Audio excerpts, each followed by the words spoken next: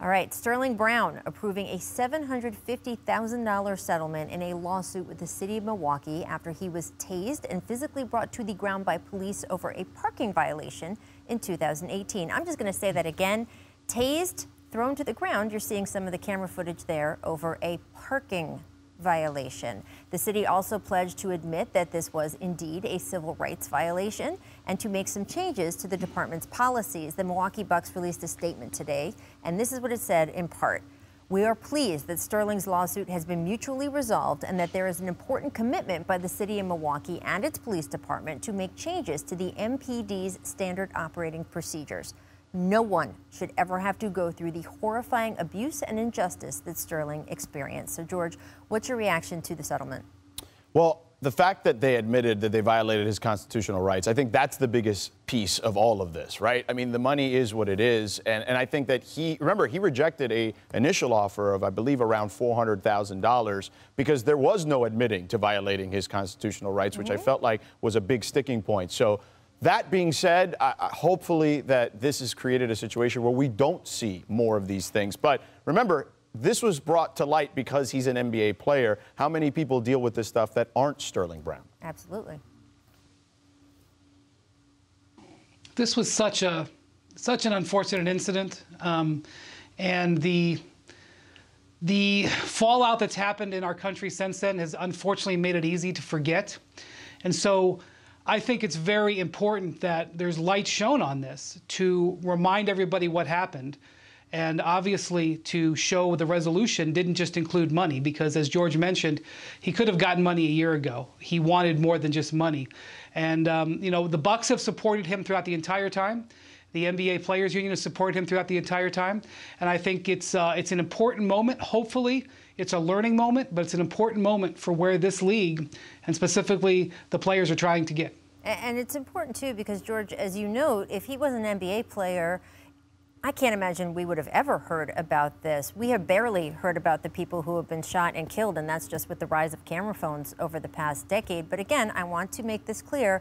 It was a parking violation. He parked in the wrong space at a drugstore parking lot. And this is what happened to them. Tased him and wrestled him to the ground.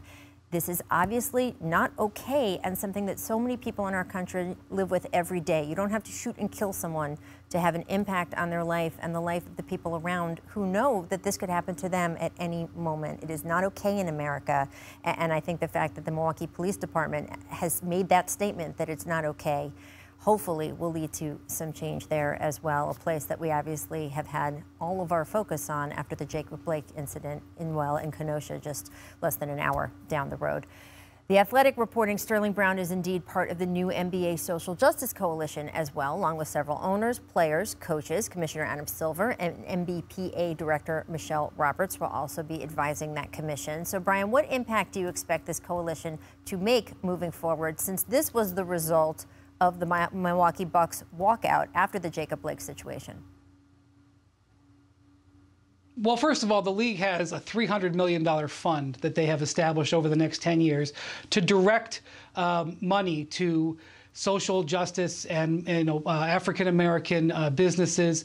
And this group will no doubt have a voice in determining how those dollars are spent and where that support needs to go. But the other thing that is also in play here, when the Bucks were dealing with that situation, when they were in that locker room down in Orlando, there really wasn't an infrastructure in place for them to have someone to go talk to about it, to talk about how to address it. And they really felt no choice but to just not go out on the court. The idea behind this is that there is this infrastructure in place, that it's not something that only gets discussed when there's a crisis. And when there is a problem, there's channels and constant conversations that are ongoing so that this can be addressed. This is to avoid crisis. And it won't be perfect. Nothing in this situation is. But I think, like everything else the NBA has done recently, it's a step in the right direction. Yeah, I would agree. Anytime the NBA gets involved in any social cause, we've seen real change, right? We saw it in Charlotte a number of years ago with the LGBTQ community. We've seen it certainly throughout the time in the bubble. And look, there are more people involved, including owners, right? Mickey Arison, Mark Lazare is involved. I know Doc Rivers, Lloyd Pierce are involved in this group. And we saw, I believe, that we saw the NBA really swing the election in some cases, okay? 40,000 people voted at the Hawks Arena in Atlanta in a state that we're still counting, okay? So I think that when the NBA decides to get involved in any issue, whether it's social, political, or whatever it is, they certainly make their impact felt. There's no question. I'm looking forward to seeing what that group does in the coming year and years to come.